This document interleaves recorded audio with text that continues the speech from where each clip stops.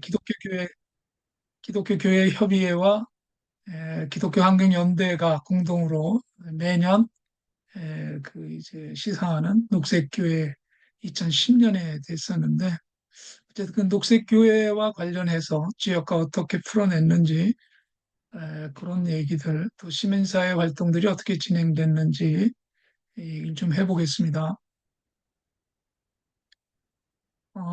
마을 목회입니다. 마을 목회. 저는 이 마을 목회라고 하는 개념 자체에 대해서 좀 조심스럽습니다. 이번 모임도 이제 마을 목회와 관련된 건데, 어, 교회가 마을 전체를 목회적인 관점에서 돌본다 하고 제가 퀘션 마크를 찍었습니다.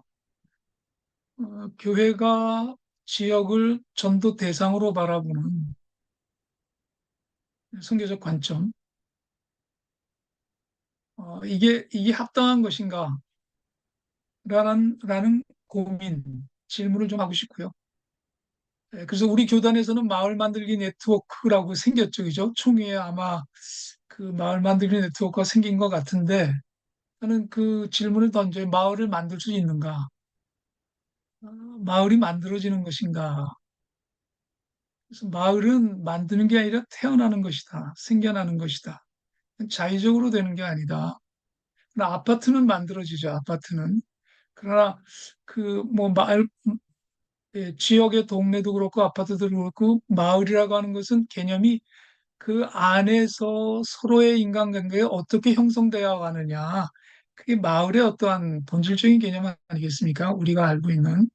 그런 면에서 마을이 만들어질 수 있겠는가라고 하는 질문을 좀 던져보는 것이죠. 그래서 여러분 지금 화면 공유되죠?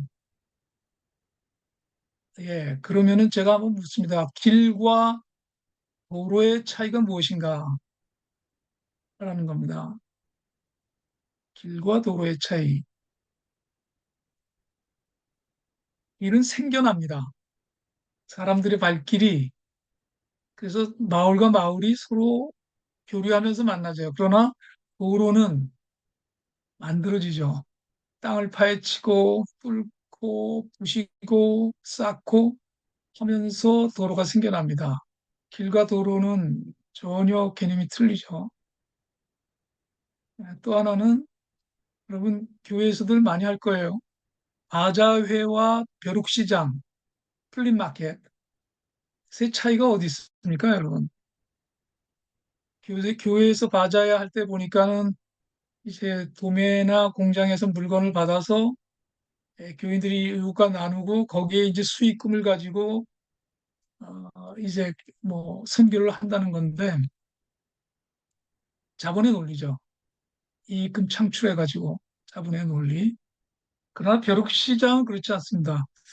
오른쪽에 있는데 저희 교회 마당에서 이루어진 벼룩시장인데 마을 분들이 다 와요. 어린애서부터 어른까지. 자기가 가지고 있는 것 나눠요. 뭐 자수하는 사람, 인형 만드는 사람, 또 도자기 만드는 사람, 먹을 거 만드는 사람, 또 집에 있던 옷들, 그리고 와가지고 전부 교환합니다. 그리고 파는 사람은 또 싸게. 그리고 그거 자기가 가져가요. 자기가 팔고 자기가 가져갑니다. 그 대신 교회 장소값 좀 내라 그럽니다. 장소값. 그래가지고 그 돈으로, 예, 그 정도. 바자회와 벼룩시장은 차이가 나죠. 저희 고객교회에서는 늘 벼룩시장을 개설했었습니다.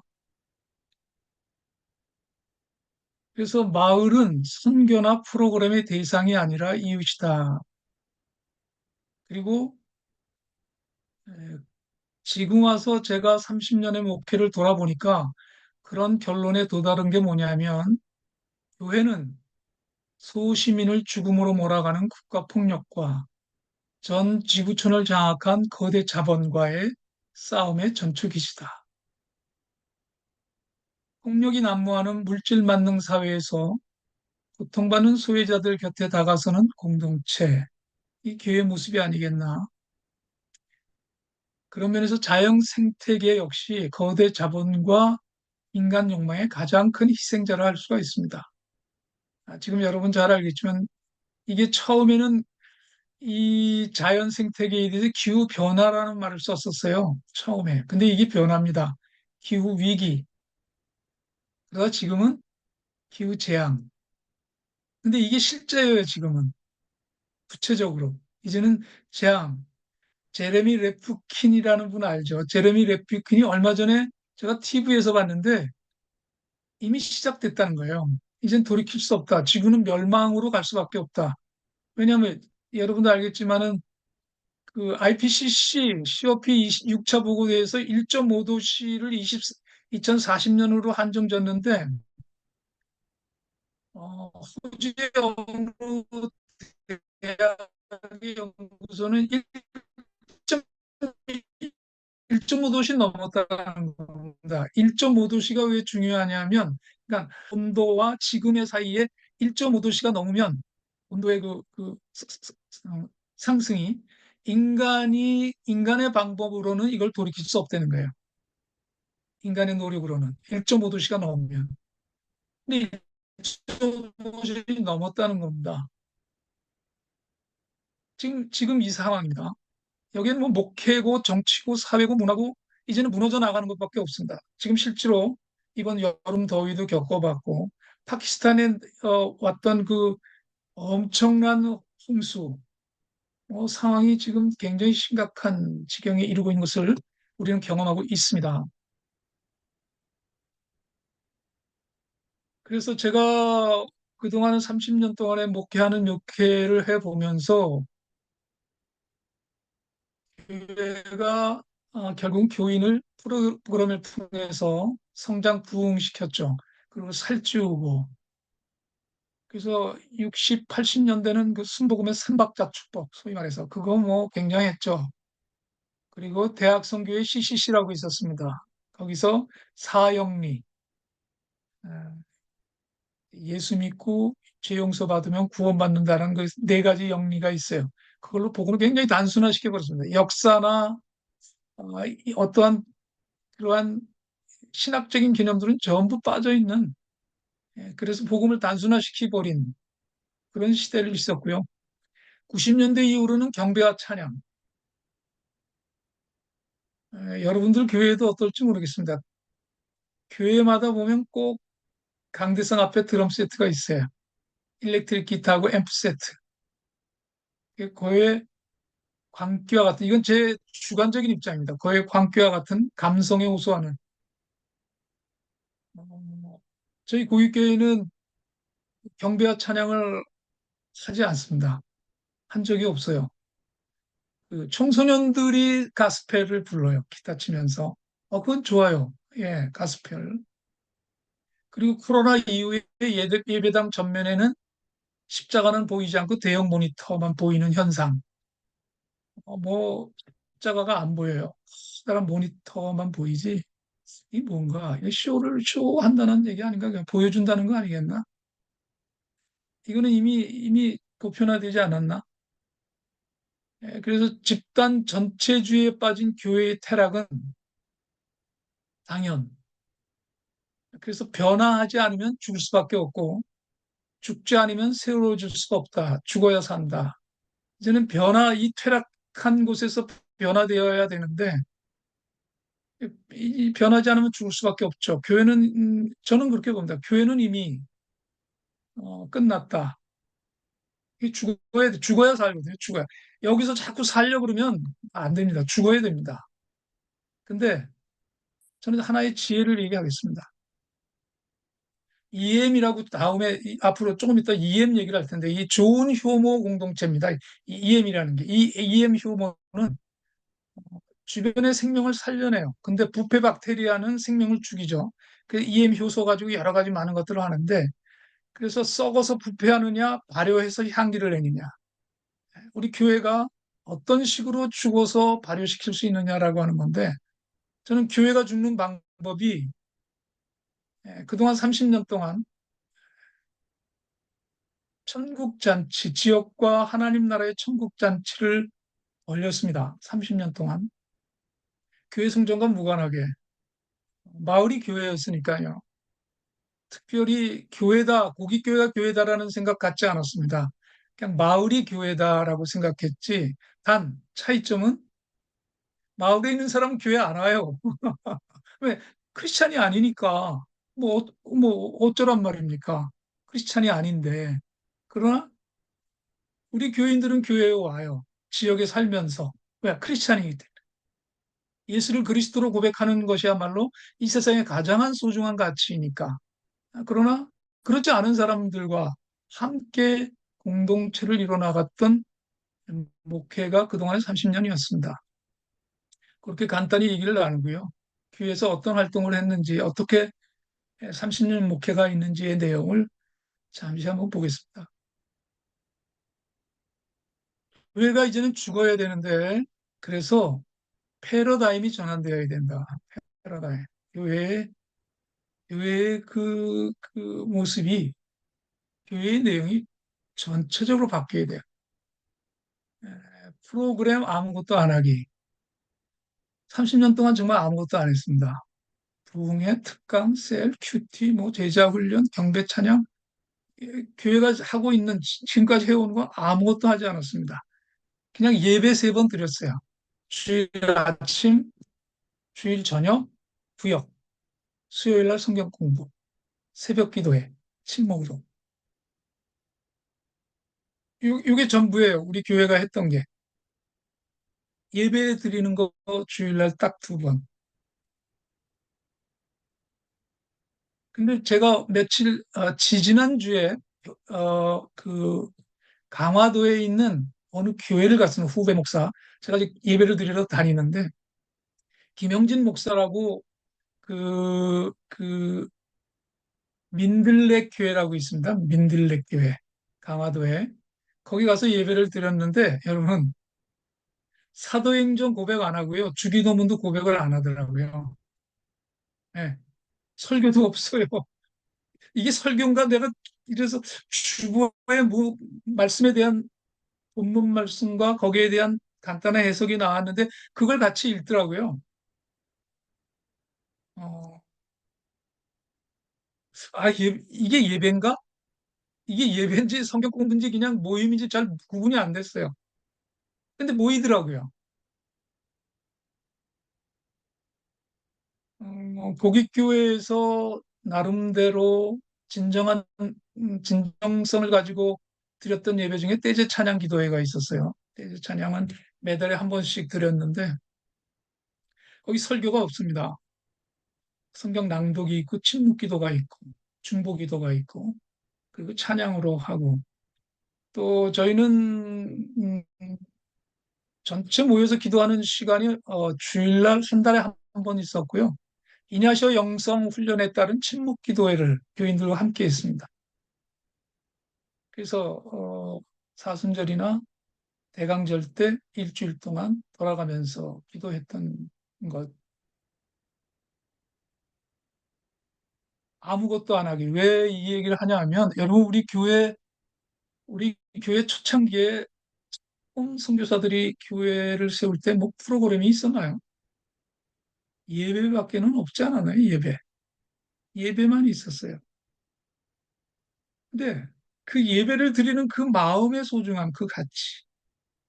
근데 오늘 이 시대는 그 마음, 초대교회 때의 그 마음은 다 사라지고 프로그램으로 가득 채워졌어요.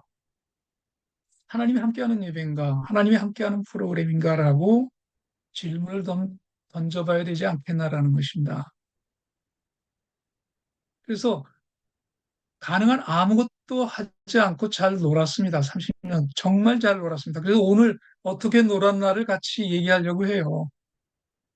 어, 아무런 프로그램이 없었으니까요. 그런데 굉장히 바빴어요. 뭘로 바빴나? 이게 하나님 나라 천국잔치, 마을 사람들하고 같이 놀았던 겁니다. 음악회, 또 어떤 때는 탈춤, 강령 탈춤을 1년 동안 마을 사람들하고 같이 배워가지고 같이 놀았고, 또 대보름 때, 대보름 때 마을을 돌면서 축복해주고, 예, 사물해가면서 돌던 그 놀이들. 또 우리 교회에는 그 도서관이 있습니다. 한 15년 됐는데 2015년에 만들어졌으니까 이 밤토실에서 이제 아이들이 여러 가지 일들을 합니다. 백일장도 하고 또 영화 음악 영화제 그 여러 가지 이 행사들을 하는 내용입니다. 또 교회에 이제 공방이 있죠. 공방에서 마을 사람들이 자기가 필요한 것들을 만듭니다. 이쪽에 보면 대패 배우는 모습이고요. 대패 밀고 이렇게 책꽂이도 만들고 탁자도 만들고 그리고 제가 이제 목공을 4.16 세월호 가족들에게 가르쳤어요. 그래서 지금 공유되고 있는 자료의 오른쪽 두 개는 4.16 세월호 가족들의 희망 목공방에서 만든 작품들입니다. 강대상도 만들고 뭐 다 만들어요. 책장, 뭐 장, 침대, 식탁 다 만들죠. 이러면서 놀았어요. 예, 도서관에서 놀고 목공방에서 놀고 이렇게 그러면서 생태에 대한 관심, 기후에 대한 관심을 마을 분들하고 같이 시작했어요. 마을 분들. 그래서 그 얼마 전에는 이게 한 몇 년 됐는데 용인에 있는 시민단체들과 마을 플로깅. 이건 뭐냐면 지역에 있는 개천, 하천, 공원에 이 쓰레기 줍는 그런 활동을 같이 했어요. 그리고 그 우리 지역의 오존 녹지 지역을 파괴하며 들어오는 시설물에 대한 마을 주민들과의 함께 저항했던 일. 사실은 그게 제가 고깃교회 부임한 초창기에 있었던 일이어서 마을 사람들은 몰랐는데 그 싸움을 같이 하면서 마을 사람들을 다 알게 됐어요. 마을과 친해지기 시작하고. 참 귀한 순간이었어요. 내가 도대체 누구와 마을 사람들과 만날까? 어떤 사람들이 나와 대화할까 했는데 이 마을의 녹색 보존 지역을 망가뜨리는 그런 사업에 대한 주민들의 반발에 같이 하면서 마을과 함께 했죠. 아마 최초였을 거예요. 그래서 마을 사람들과 여러 가지 움직임을 같이 했습니다. 이거 우리 교회에서 이루어지는 생태교실입니다. 아이들 중심으로 모내기도 하고 또 뭐 벼로 뭐 지풀 공예도 하고 또 이 물감도 드리고 봄에는 진달래 꺾어서 에, 떡 만들어 먹고 하는 그러한 아이들하고 생태교실 참 이게 아파트 단지에서 애들이 와요. 아파트 단지 애들이 지역에 농촌에 있는 분들은 모르지만 애들이 쌀이 뭔지는 모르더라고요. 쌀이 어떻게 생겼는지 그럴 정도죠. 근데 아이들과 이렇게 생태교실 하면서 자연과 함께하는 활동을 쭉 해오고 있습니다. 그리고 겨울 별자리 보기. 도시화되고 자본화되니까 애들이 꿈이 없어요. 그래서 어느 날 문득 야 아이들에게 별을 보여주자. 이 우주가 얼마나 광활한지 하나님의 창조의 질서가 얼마나 깊고 높은지 아이들에게 보여줘야 되겠다. 그래서 그 꿈을 꾸는 차원을 좀 달리 해줘야 되겠다. 그래서 별 보기 해서 망원경을 하나 샀어요. 제 거울 망원경인데 저거 중국제예요. 중국제인데 목성도 보여요. 목성이 요만하게 보여요. 요만하게 손톱만하게. 그래서 아이들하고 별자리도 보면서 아이들에게 꿈을 심겨주는 그런 놀이도 같이 그냥 놀았어요. 정말. 정말 놀았습니다. 그리고 생태녹색교회는 현장. 그리고 저희는 현장을 찾아다녔죠. 그래서 아까 황홍일 목사님 소개했듯이 부산 40일 탈핵 금식기도. 예. 그리고 후쿠시마 핵사고 기억예배. 예, 그때 광화문에 가서 드렸던 거. 그리고 고기 1호기 폐쇄 40일 금식기도. 고리 1호기 폐쇄됐죠. 저는 현장에서 늘 기도하고 같이 했던 것 중에 하나님께 기도 응답받은 거 딱 하나 있어요. 고리 1호기 폐쇄. 다른 건 하나도 응답받은 게 없어요. 근데 여러분 응답받은 게 없다 그러지만은 그게 문제가 아니라 현장의 시민들과 주민들과 같이 기도하면서 이기게 치는 게 문제가 아니에요. 그걸 통해 가지고 주민들과 시민들의 민주의식이 높아지고요. 보다 더 바른 세계를 향한 그러한 열정들이요. 연대하게 돼요. 더 힘이 점점 커지더라고요. 그게 더 중요하지. 응답이야 뭐. 근데 고리 1호기는 응답을 받았습니다. 정말 얼마나 기뻤는지 몰라요. 예, 제가 탈핵에 대해서는 끈질기게 붙들었었는데 그때 응답을 받고 참 감사했죠. 이 장면도 우리 교인들하고 같이 강화문에서 금식기도 하던 장면이고요. 또 4대강 살리기 금식기도에 그 이명박 정권 때 그 댐 짓는다 그래가지고 난리를 쳤죠. 지금도 피해가 심각하죠. 그래서 양수리의 4대강 살리기 금식기도회 했던 기억 나고요. 구제역 참여기도회 그 돼지하고 소들을 전부 그냥 도살했잖아요. 그래가지고 땅속에 묻는 그 참담함에 여러분 기억나 몸소리가 쳐졌죠. 그 여기서 거기도 구제역 참여 기도회를 현장에서 했던 기억이 납니다. 이런 설악산 케이블카 지금도 이 싸움은 계속되고 있어요. 그리고 또 새만금 대회 이런 현장의 기도회에 끊임없이 참석했습니다. 지금도 현장은 계속 있어요.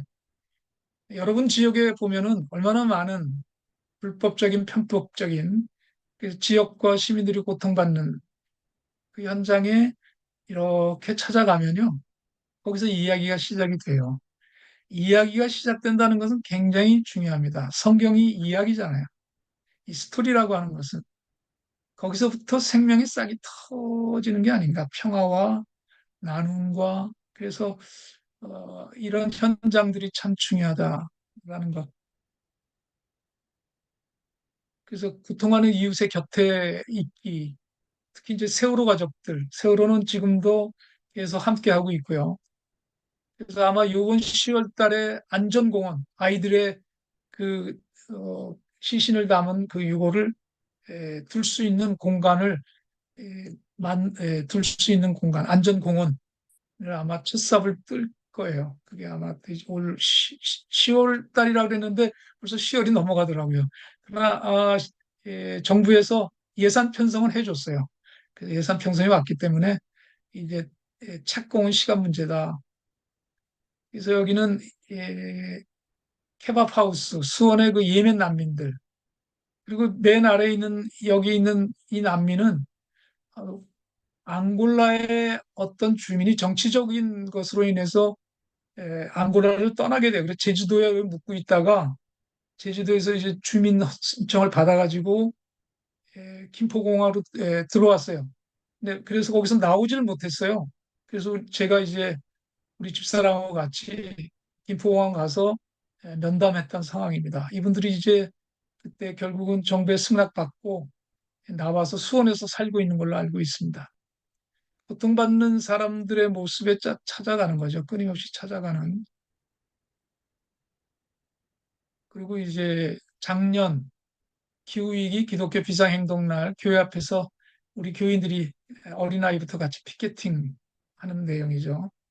예, 기후위기에 대한 피켓팅을 같이 한 모습입니다. 그리고 이걸 이제 그동안 교회가 시민사회와 함께 했던 지방선거에 참여하고 영희시민파워라고 하는 지방자치단체에 대한 시민들의 어떤 결속체를 만들어내고 그리고 가장 기뻤던 것은 여러분들 혹시나 소문 드러난지 모르겠는데 경전철 얘기 들어봤죠? 용인경전철 들어봤나요? 예, 용인경전철을 10여 년의 재판 끝에 우리가 승소를 했어요. 승소.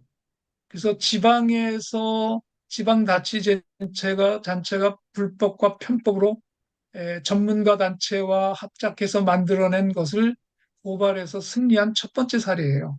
이게 굉장히 중요한 겁니다. 그래서 우리가 승소해서 자축하고 얼마나 감사했는지 그때 기억이 납니다. 이렇게 지역과 끊임없이 같이 지역의 현안을 가지고 고민하고 마음을 나눴었습니다. 그리고 요거는 우리 교회에 있는 가게입니다. 가게의 모습인데 가게 이름이 그냥 그냥 가라는 뜻은 아니고 그냥 그냥 와서 쉬어라. 그래서 커피값을 안 받습니다. 커피값 안 받고 마을 주민들도 와서 그 자기들 갖고 있는 건 나누고 여기서 보면 이제 옷가지들 나눠 입고 그래요. 제가 입고 있는 이 옷도 아마 그냥 가게에서 얻은 옷이 아닌가. 옷 나눠 입고 여기 나비는 그냥 가게에서 세월호 가족들을 위한 물품 교환, 헌옷들 나눠 입고 거기서 나오는 헌옷 값을 가지고 세월호 가족들과 함께 했던 프로그램이에요. 여기도 그냥 가게에 이제 프리 마케팅 하는 내용, 또 천연 비누 만드는 내용, 또 제로 웨이스트, 여러분 알죠? 제로 웨이스트 가게 그대로 있는 모습입니다. 그리고 여러분 지역에 하천이 있는지 모르겠는데요. EM으로 헛공을 만들어서 동망천을 우리 동네에 음, 천이 있어요. 그 천 맑게 하기 위해서 헛공을 만들었던 기억입니다. EM을 가지고. 그래서 이거는 우리 교회만이 아니라 지역에 있는 중고등학교까지 같이 참여를 했어요.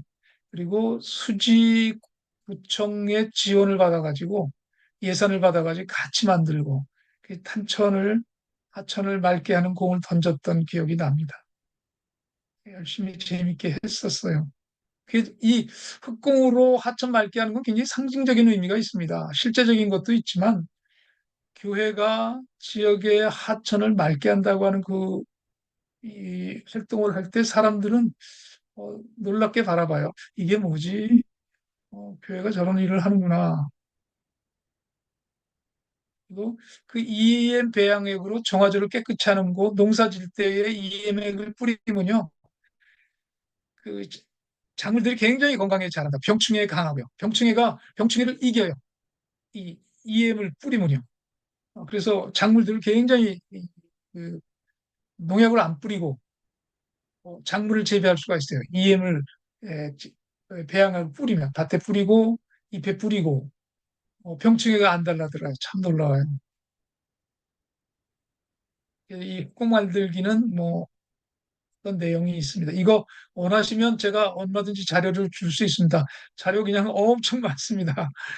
필요하신 분들 그 농촌에서는 이런 헛곡 만들기 참 재밌지 않겠나 싶고요.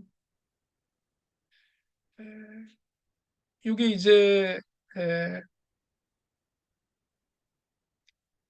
요거는 뭐냐면 그, 여러분 뭐 같습니까? 뭐 같아요?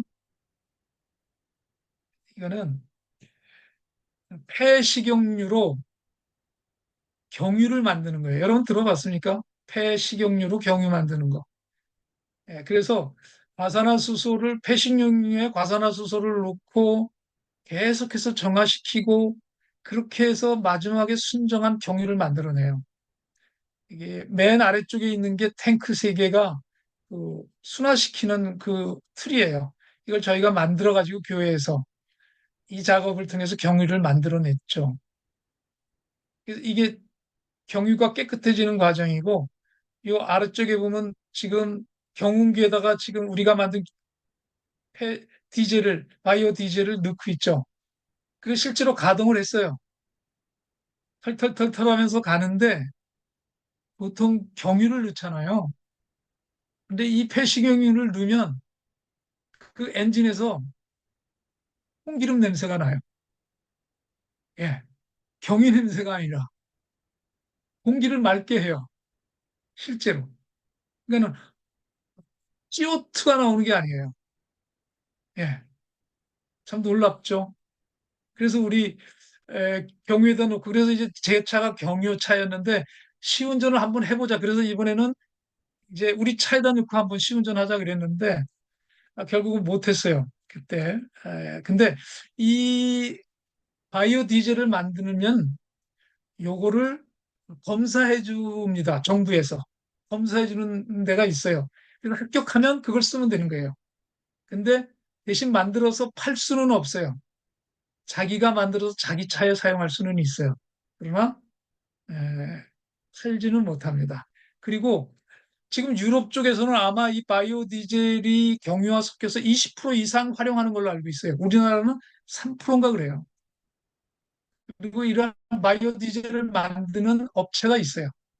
우리는 2% 정도 지금 섞고, 우리가 타고 다니는 차의 경우에는 2% 정도가 섞여 있어요. 바이오 디젤이. 그래서 우리는 순수 여러분들이 농촌 목회를 한다면 바이오 디젤을 도전할 필요가 한번 해볼 직해요. 마을 분들하고 그럼 재밌어요. 예, 그렇습니다. 바이오 디젤 만드는 방법이고요. 예, 오늘 뭐 이것도 얼마든지 자료를 보내드릴 수가 있습니다. 예, 그리고 이 탄소 중립에 대한 주제인데요. 오늘 이 시대가 탄소 중립인데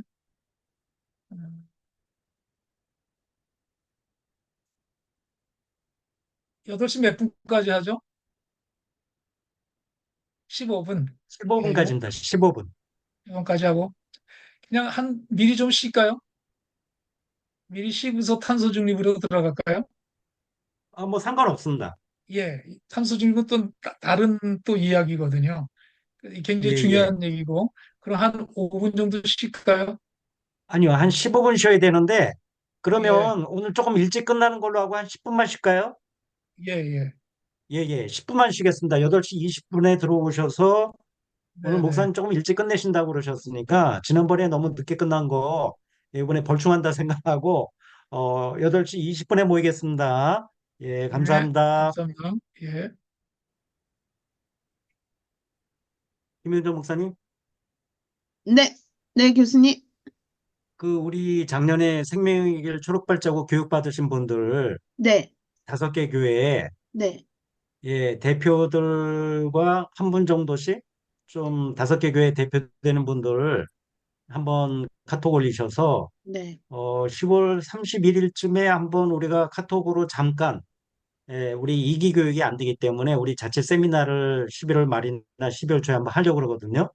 네, 그래서 그걸 위해서 대표자들 회의를 네, 10월 31일인지 11월 초에 하려고 그러니까 네, 이분들 카톡에 한번 그런 모임을 공지하시고 10월 30일이나 11월 7일인가요? 네, 예, 저기 저녁 7시쯤 네. 예, 잠깐만 회의하고 우리 요거 할 수 있도록 하면 좋을 것 같네요. 아, 네, 알겠습니다. 예, 어떻게 다 들어오셨나요? 시작하면 될까요? 예, 안 목사님 시작하시죠. 네, 네, 다시 시작하겠습니다. 앞부분에서는 교회가 어떻게 지역과 함께 에, 활동을 했는지, 어떻게 녹색과 연관되어서도 지역의 현안, 이 사회의 현안에 대해서 어떻게 어, 소통하고 공유했는지라는 얘기를, 그리고 하나님의 나라의 천국 잔치를 신명나게 정말 신명났어요. 그렇게 해왔는지. 그러나 지금 이 시대에는 이 탄소 중립이라고 하는 전 지구촌적인 주제가 있습니다. 탄소 중립. 이거는 어느 지역이나 어느 국가나의 문제가 아니고 전 인류, 아니 전 생태계에 해당되는 주제죠. 그래서 탄소 중립이란 정의가 그렇습니다. 대기 중의 온실가스 농도가 주로 CO2가 핵심이죠. 온실가스의 주는 인간 활동에 의해 더 증가되지 않도록 순 배출량이 0이 되도록 하는 것. 근데 제로, 특정 기간의 인간 활동에 의한 온실가스 배출량이 전 지구적인 흡수량과 균형을 이룰 때 탄소 중립이 달성된다. 이제 온실가스를 배출하고 흡수를 해야 되잖아요. 그래서 흡수를 하는 경우는 이제 나무 심기 아니면은 탄소 CO2를 포집해서 어떤 경우는 이제 우리나라의 서해에 있는 그 바닷속의 그 구름 거기에다가 파서 매입을 하자 뭐 이런 대안도 나오고 그렇습니다. 여러 가지 대안들이 나오는데 중요한 거는 어, 전 인류가 가난해져야 돼요. 가난해지지 않으면 대안이 없습니다. 이게 문제죠. 예, 하여튼 이 탄소 중립은 이 지구촌에 있는 생명체가 살 수 있느냐 죽느냐라는 기로에선 후두라고 볼 수 있습니다. 이 탄소 중립의 추진 배경을 보면요. 역사적으로 제가 아는 한에서는 68년도에 로마에서 생긴 로마 클럽이라고 있습니다. 어느 이탈리아의 그 재력가가 과학자들을 모아서 환경 오염 문제에 대한 연구를 시작해요. 그게 바로 로마 클럽. 근데 이게 아마 지구촌의 기후에 대한 관심을 갖기 시작한 에, 최초의 모습이 아닌가, 68년. 그러면 지금부터 한 5, 60년 전쯤 됐을 때.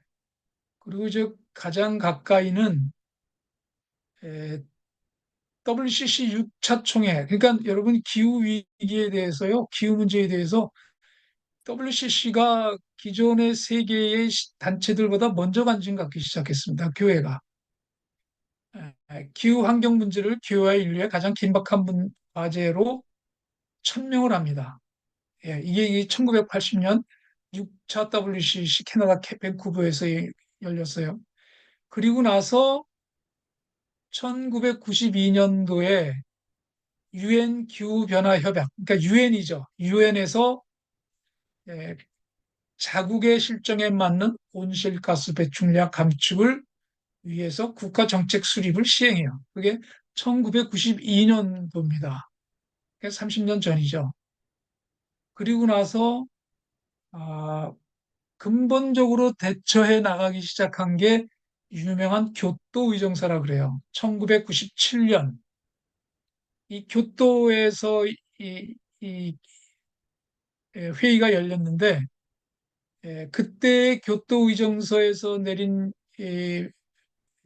그 결론은 이거는 온실가스는 선진 국가에서 만들어낸 거다. 그러니까 선진 국가 중심으로 감축 의무를 설정합니다. 그런데 그것이 2005년도에부터 시작해서 2020년도에 만료돼요. 이미 만료됐죠. 그래서 만료되면 어떡하냐 해서 그 유명한 2015년 파리 협정이 열립니다. 2015년도에.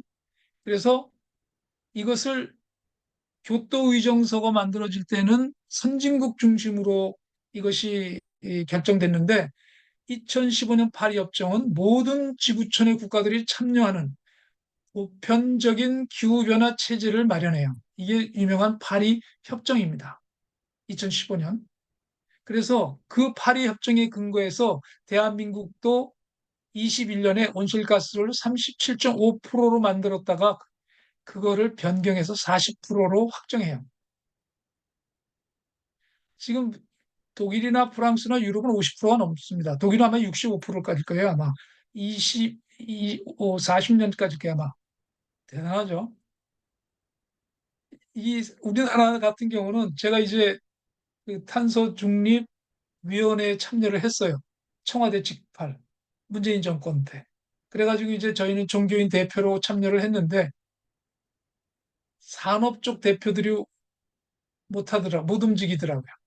이거는 자기네들의 그 기업의 이익과 관련돼 있으니까. 그래서 우리 종교 쪽에서는 계속 푸시를 했어요. 37.5%가 뭐냐. 50%로 하자. 그래도 부족하다. 우리 종교위원들이 넷이서 연구해서 만들어냈는데 결국은 받아들이지 않았죠. 그래서 저희들이 충사퇴했어요. 그때 아마 신문에도 나오랬는데 어쨌든 21년도에 40% 지금 확정돼서 계속 보고받고 진행하고 있습니다. 그리고 2018년은 인천 송도에서 IPCC 대회가 있어서 1.5도시 특별 보고서가 채택됩니다. 근데 지금 이제 1.5도시가 넘었습니다. 넘어가고 있고요. 이게 심각한 거죠. 이거는 이제 WCC 세계교회의 움직임들이 쭉 제가 보고한 겁니다. 그래서 맨 밑에 2024년 호주의 웨스턴대 연구 보고 올해죠, 올해. 이미 넘었다는 거예요, 1.5도시. 20년대 말에 2.0도시를 넘을 것을 예측하고 있어요. 2015년 파리 협정에서는 2040년이라고 했는데 1.5도씨가 이미 1.5도씨를 넘었다는 거예요. 40년이 아니라 20년 말에 2.0도씨를 넘어갈 것이다. 여러분도 알겠지만 정말 심각하지 않습니까? 북극의 얼음들이 아마 다 거의 녹아갈 텐데 이때 되면은 상상을 넘었을 거예요. 이게 아마 10년 안에 그러면 이제 제일 심각한 건 이제 기후정의죠, 기후정의. 못 사는 사람들은 더 무너질 것이고, 농사 망가지면 식량 위기 올 것이고, 결국은 이 식량 위기가 가장 큰, 우리나라는 지금 농사 자급자족이 20%밖에 안 돼요. 20%. 아무도 이 문제에 대해서 이게 참 심각한 문제입니다. 식량 위기가 올 것이다. 기후 위기는 식량 위기다. 그리고 기후 정의다. 아주 단순합니다. 그렇게 되고요. 그래서 한국 기독교가 탄소 중립을 위해서 21년, 그러니까는 3년 전에 기후 위기 기독교 비상행동이 출범했습니다. 그리고 22년 5월에 탄소 중립 선포를 했어요. 한국 교회가. 이거는 정부의 탄소 중립 2050 위원회보다 21일 빠르게 어쨌든 한국 교회는 명목상으로는 빨리 항상 조금씩 앞섰어요. 그리고 우리 교단은 22년 아까도 황 목사님이 얘기하던 생명의 길 초록발자국 설명회와 협약식을 22년 2월 21일 종로오가에서 협약식을 가졌던 기억이 나요. 우리 총회장이 유영모 목사였어요. 우리 동기입니다. 유영모 목사하고 이제 우리 기독교 환경연대하고 NCC, 저는 그때 NCC에 있었고 그래서 같이 협약했던 생명의 길 초록발자국. 그리고 중요한 것은 22년 8월 한국교회 탄소중립 로드맵이 만들어집니다. 이게 발표됐어요. 여러분들은 로드맵들 발표된 거 혹시나 자료 갖고 계신가요? 모르나요? 이게 있어야 됩니다. 이거는 NCC 홈피나 기독교 학년대 홈피에 들어가면 다운받을 수가 있어요. 여러분 이게 굉장히 중요합니다. 탄소 중립 로드맵 굉장히 중요합니다. 그래서 요 내용은 지금부터 하는 내용은 고기교회가 작년에 교회 탄소 중립 로드맵을 근거로 해서 고깃교회의 탄소 중립 로드맵을 만들어요. 작년에 만들었습니다. 제가 은퇴하기 전에 우리 그 생태환경위원회가 있어요. 교회 안에. 이 로드맵을 만들었어요. 그래서 여기 로드맵에 보면 탄소 중립의 1차 목표가 2030년까지 직접 배출, 현재 탄소 배출 대비 50% 감축, 간접 배출은 20% 감축, 기타는 20% 감축. 직접 배출이라는 것은 가스, 석유, 차량이 가장 많아요. CO2가. 그리고 간접 배출은 전기기기, 뭐 밥솥, 뭐 대리미 이런 거 다 전기기기죠. 간접 배출. 그래서 2차는 2040년까지 100% 감축하기로 한국 교회 로드맵이에요. 교회가 이 교회 목표예요, 이게. 그리고 간접 배출은 40%, 기타 배출. 이렇게 해서 2050년에 100% 완전히 감축하자. 교회가 선도하자. 이게 한국 교회의 탄소 중립 로드맵입니다. 이렇게 작년에 이미 나와 있습니다. 여러분들이 이거 꼭 다운받으셔서 한번 보셔야 될 거예요. 굉장히 중요한, 이제 이 세계 인류에 남아있는 것은 탄소 중립밖에 없어요. 교회도 마찬가지입니다. 교회가 생존할 수가 없어요. 예. 이거 굉장히 중요한 이슈고요. 그래서 요거는 고깃교회가 조사한 거예요. 조사. 교인들의 대상으로. 22년에서 22년 1월에서 12월까지 우리가 교회가 쓴 LPG가 1465 입방. 이걸 CO2로 환산하면 3188kg. 또뭐 교인들이 연간 주행하는 거리 75,120km. CO2로 환산하니까 9,811kg. 제일 많아요. 자동차가. 그리고 전기 에너지. 이거는 2차 배출이죠. 2차 배출이 만만치가 않아요. CO2. 또 수도. 기타 배출이죠. 이렇게 고깃교회의 교인들, 우리 고깃교회 교인들이 한 120명 돼요. 120명 되는데, 가족으로 따지면 한 6, 70가정 되겠죠. 그 가정들이 교회를 중심으로 해서 사용한 CO2 배출량이에요. 그런데 그렇다면 탄소 중립 방안으로 어떻게 하냐? 소나무를 4,300그루 정도 심어야 돼요. 4,300그루. 아, 이거 어디다 심느냐 말이죠. 그래서 그 몽골 은총의 숲, 이번에 우리 국교회 청년들이 은총의 숲에 가서 꽃씨를 심고 왔는데, 하여튼 소나무를 심자, 나무를 심자, 4,000그루. 그리고 또 하나에 대한 태양광. 그래서 우리 교회가 사용하는 에너지 CO2 발생량을 커버할 수 있는 태양광은 28.3kg의 용량을 설치하면 된다. 연간 37,200kW를 생산해내면 우리가 CO2를 흡수할 수 있는, 제로로 할 수 있는 그런 용량이다라고 하는 것을 작년에 연구 결과, 자료 결과 나온 거예요. 그렇게 해서, 그래서 탄소 중립을 위해서 태양광을 설치하자. 여러분들 태양광 설치된 교회 있습니까?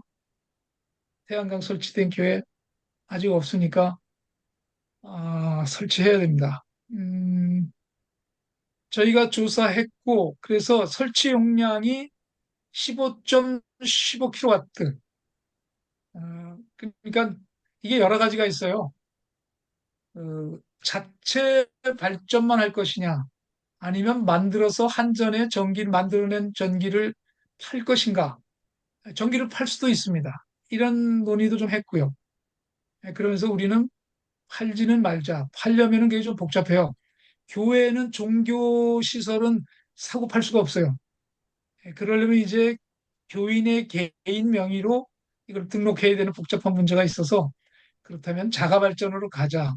그렇게 해서 이제 태양광 설치를 하기로 결정이 됐습니다. 재직회 통과도 됐고요. 그래서 아마 올해 내년에 조만간에 움직일 것 같고요. 어, 그런데 여러분, 요 자료를 꼭 기억해 두십시오. 아까 그러면은 CO2 그 LPG 가스를 사용했는데 그것이 어떻게 CO2로 환산되는가가 여기 있어요. 탄소 발자국 계산기라고 여러분 그 검색해서 탄소 발자국 계산기 치면요 거기에 나와요. 어, 자동차가 달린 킬로와트를 CO2로 환산하고 자동차에 그 발생한 CO2를 자동차 킬로미터로 환산할 수 있는 그런 계산기가 있습니다. 여러분 한번 검색해 보면 탄소 발자국 계산기를 통해서 여러분들의 CO2 발생을 확인할 수 있습니다. 향후 계획이고요. 그래서 결론적으로 결론적으로 얘기를 합니다. 고깃교회는 프로그램이 없었습니다. 종교적인 종교적인 프로그램이 없었어요. 그러나 소위 말하는 영성이라는 말, 그것도 이미 상품화됐는데, 저는 이냐시오 로엘라의 영신 수련에 오랜 동안 침전했었습니다. 그 서강대 이냐시오 영성연구소, 그리고 뭐 황홍열 목사님이 너무 잘 알고, 황 목사님의 에, 에, 전문입니다. 우리 황홍열 목사님, 내적 전문. 그래서 3년 수료했고요. 30일 피정, 침묵 피정 들어갔다 왔고 9박 10일 침묵 피정 갔다 오기도 했고요. 그래서 교인들하고도 피정 같이 나누고 그랬어요. 개신교 우리 한국 교회가 배우지 못한 게 교회의 기도인 것 같아요. 기도. 그래도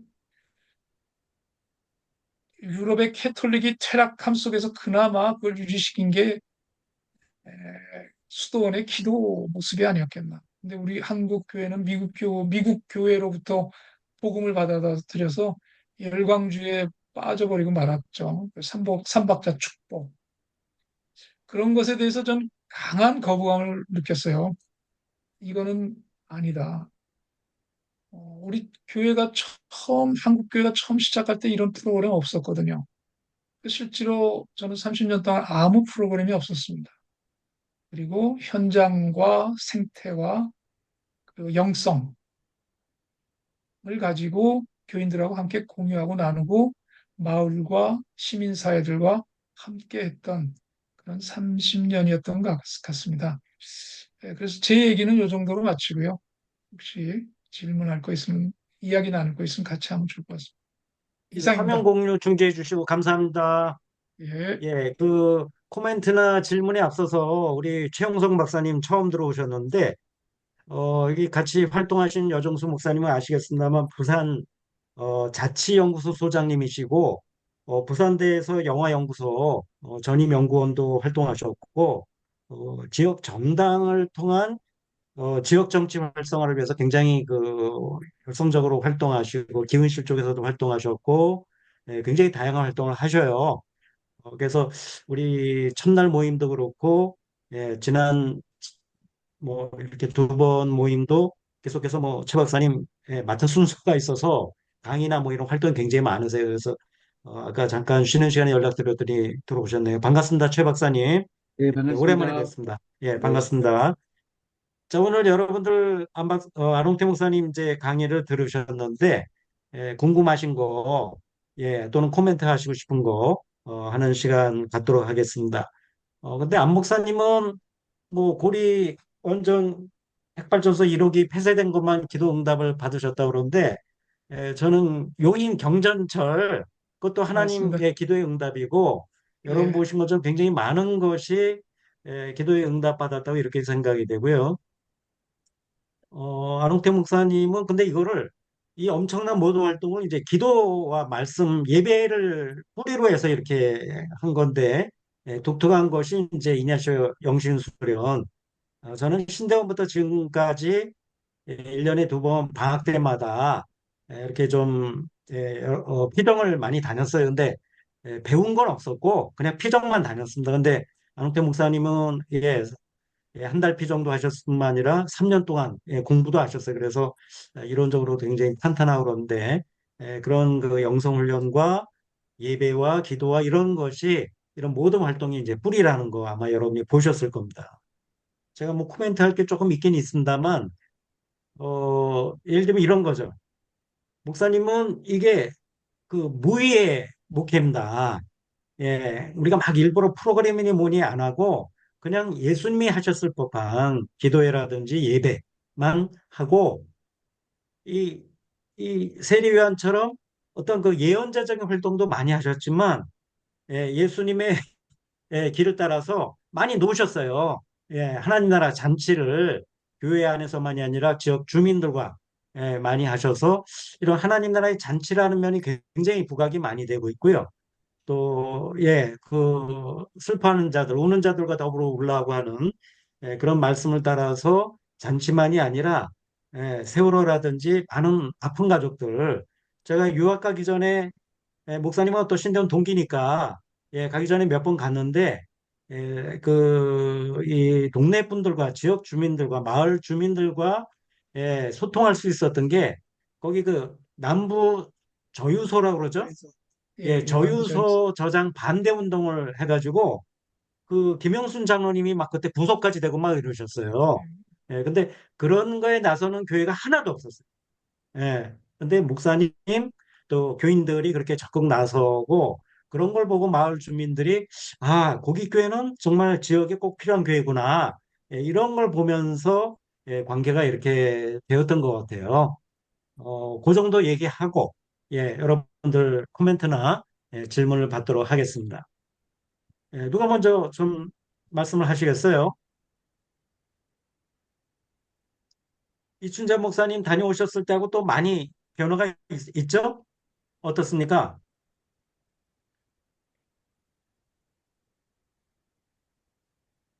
이춘자 목사님 목소리가 안 들리네요. 지난번에도 마이크를 키셨는데 안 된 거는 껐다가 다시 한번 들어오시든지 아니면 마이크를 손을 한번 보셔야 될 것 같아요.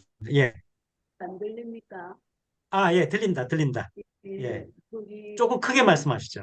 거기 교회를 그때 갔을 때 굉장히 신선한 충격이었거든요. 한 7, 8년 전이었던 걸로 기억이 나는데,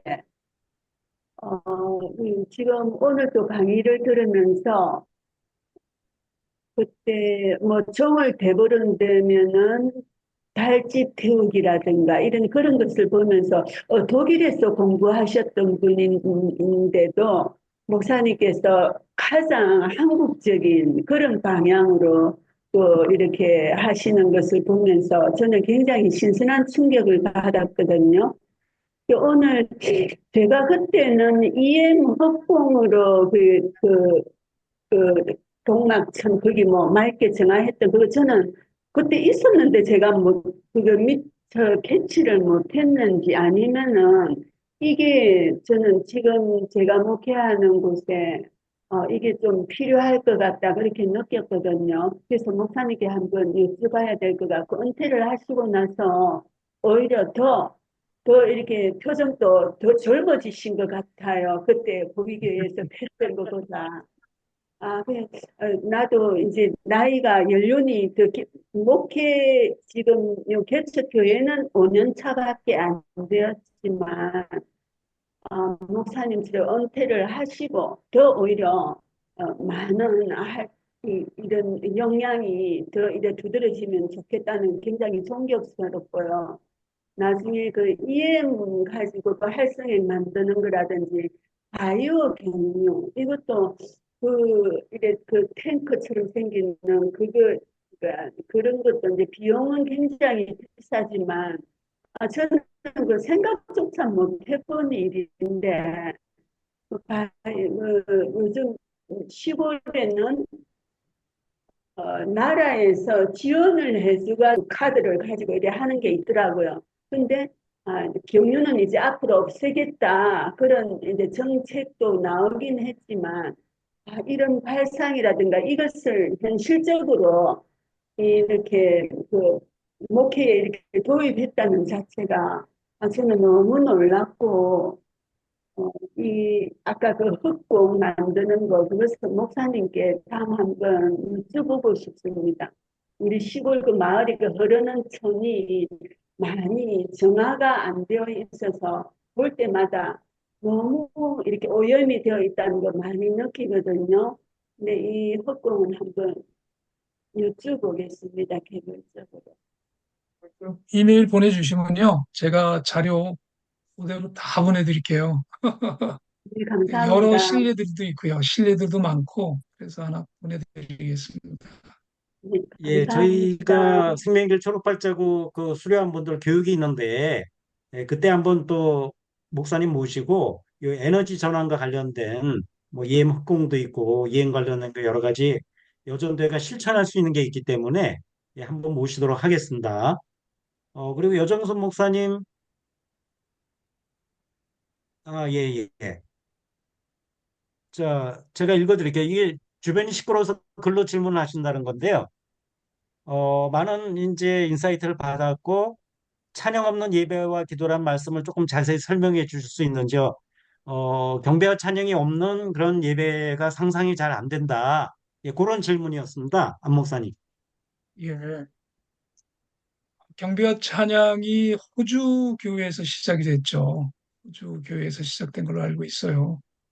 그리고 이제 미국으로 건너가서 그 큰 교회들이 이제 경배와 찬양을 하는데 경배와 찬양 예배는 이제 예식이 없죠.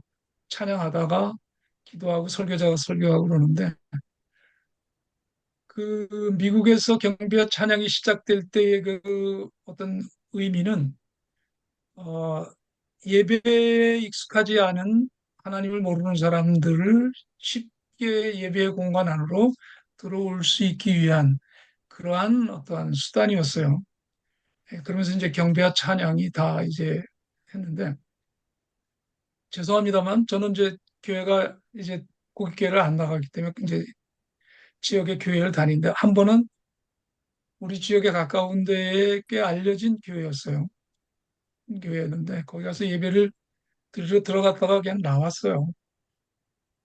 경배와 찬양을 하는데 제가 도저히 못 받아들이겠더라고요. 쇼지 모르겠어요. 저는 그게 느껴졌어요. 누구를 위한 경배와 찬양인가?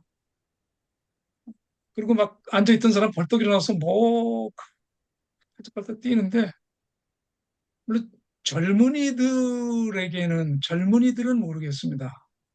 그런데 그 경비와 찬양이라고 하는 것이 결국은 그 요새 뭐 그 강남에 있는 몇몇 교회들이 결국 그걸 통해서 교회가 확산되는데, 경배와 찬양 없이도요, 찬송가 천천히 불러도 참 은혜로운 찬송들이 많습니다. 저희는 저는 주일 저녁 예배 때 예배 시작 전에 찬송가를 불렀어요. 은혜로웠어요. 근데 요새 제가 볼 때 요새 경배 찬양의 그 가스펠들 보면은 그냥 가요 같아요. 거기다가 이제 가사만 집어넣는데 저는 미안하지만 은혜를 얻을 수가 없어요. 감당이 안 돼요.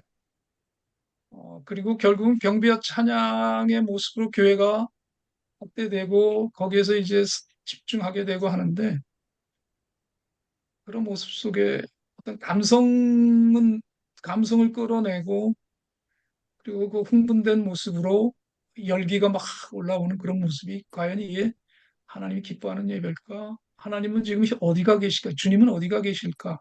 이 경배 찬양하는 여기 계실까? 그런 질문을 던졌었습니다. 이건 저의 개인적인 입장으로 받아들이면 좋을 것 같습니다. 예, 예, 제가 조금 그 덧붙여서 말씀을 드리면, 어, 그 경배와 찬양 뭐 이런 거 이제 말씀하시면서 제자 훈련에 대한 얘기 하셨거든요. 근데 이제 제자 훈련을 할 때 예수님께서는 삶의 자리에서 그냥 있는 자리에서 제자를 교육을 따로 학교가 아니고 이렇게 하셔서 그 특징이 뭘까 이렇게 보면 그 당시에 이 로마 제국 압제 속에서 그리고 그 체제와 결탁된 유대교의 지배 체제 하에서 신음한 그런 병든 사람들을 귀신 들린 사람들을 치유하시고 해방하시는. 그러니까 주변 사람들을 교회만 오라고 그런 게 아니라 그분들이 안고 있는 아픔을 충분히 끌어안고 하나님의 사랑으로 치유하고 자유케 하고 노인받게 하는 어떻게 보면 출애굽의 역사가 일어나는 건데 그러니까 그런 면에서 과연 우리가 예수님의 제자 되는 훈련을 한다 그럴 때 이웃의 아픔을 외면하고 사람들이 그 안 목사님 앞에 서두에서 전제로 하고 있는 게 복음, 성경에 대한 하나님에 대한 믿음에 대한 이해가 이웃의 아픔, 생명이 지금 사그러들고 죽어가고 있는데 그런 걸 외면한 어떤 예수님의 제자, 성경의 어떤 가르침 그런 건 없다는 거 아닌가. 그러니까 예를 들면 이제 최근 한강에 그 노벨 문학상 받은 거 관련해서 아버지 한승원 작가는 그날 그렇게 저녁에 얘기했거든요. 수상 발표 나고 나서 이 한강 작가에게 내일 이제 기자회견 할 텐데 출판사, 창작가 비평, 문학동네, 문지 세 군데 중에 하나 가서 기자회견 하라고 그런 거예요. 그렇게 추천한 거예요. 근데 이제 한강 작가는 아버지보다 뛰어난 거죠. 어떤 게? 지금이 잔치할 때냐 이거죠. 가자에서, 레바논에서, 우크라이나에서 사람들이 죽어가고 있는데 내가 지금, 이게 잔치할 때냐는 거예요. 그러니까 아버지가 딱 감을 잡은 거야. 아, 나는 한국인으로서 노벨 문학상 수상이 아버지도 한승원 작가니까 너무 기뻐서 그렇게 생각했는데 아, 한강 작가는 뭘 생각을 글로벌 감각을 갖고 있구나. 그래서 글로벌 감각을 갖고 있길래 그래서 이 양반이 이제 딸이 노벨 문학상 받은 거 자기를 훨씬 뛰어넘는다는 것을 이제 그렇게 얘기를 했더라고요. 그러니까 우리 삶의 자리, 제자됨의 어떤 삶의 자리, 우리 신앙의 삶의 자리가 최소한 마을의 아픔을 예, 우리 한국인들 이웃의 아픔을 예, 봐가면서 죽어가는 사람이 있는데 우리가 손뼉치고 박수만 칠 수 있는가? 그들과 더불어서 울고 성경 말씀 그래야 되는 거 아닌가? 그런 맥락에 제자 훈련이 놓여야 되는데 우리의 신앙이 경배와 찬양에 놓여야 되는데 그런 것과 무관하게 물론 이제 항상 우리가 하나님을 찬양해야 될 이유가 있겠습니다만 너무나 이런 현실을 아픔을 외면한 치유와 축기 이런 것과 무관하게 가는 거는 좀 문제가 있다 이런 말씀으로 저는 드렸습니다. 제가 좀 말이 길었네요. 자, 아까 뭐 또 올리신 게 있는데 제가 못 봤네. 아, 준비 찬양. 예, 예. 알겠습니다. 자, 누가 또 질문하시겠습니까? 이종훈 목사님 혹시 들으시면서 궁금하신 거 아니면 코멘트 하실 거? 예.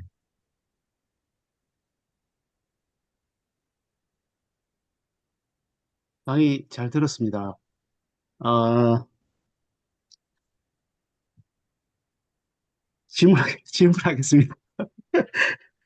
그, 목회 하실 때 잘 오셨다고, 말씀을 해주셨고, 미리 주신 그 원고를 봐도 잘 오신 것 같더라고요.